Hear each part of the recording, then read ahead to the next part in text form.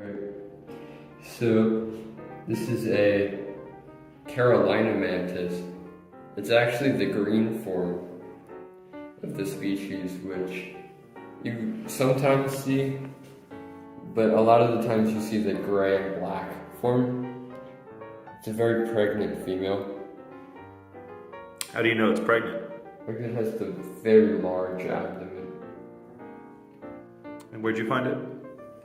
By the gym, climbing up one of the walls.